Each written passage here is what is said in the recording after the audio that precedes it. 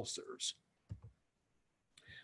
I'd like to look at the literary style or genre or type of literature that the book of Revelation is. It's known as apocalyptic literature. And the word apocalypsis, it means unveiling or basically revealing, showing forth what will take place in future days. It is, we think of it as being somewhat unique, kind of an anomaly in biblical literature, and yet or literature in general, and yet it really isn't. There was a literary movement that the book of Revelation shows up right in the middle of.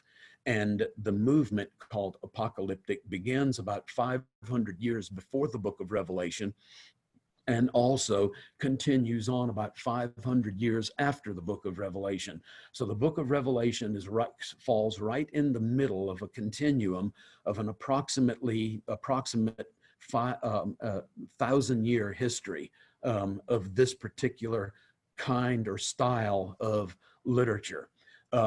What are the characteristics of apocalyptic? It is often highly symbolic. It makes use of numbers and numerical equivalents. But in the midst of all of this symbolism and use of numbers, there is a common thread that joins all of these apocalyptic works, whether they were written 500 years before the book of Revelation or 500 years after the book of Revelation. There is a common theme, a common message to all of this apocalyptic. It typically comes in a time of great difficulty, often associated with persecution of God's faithful people.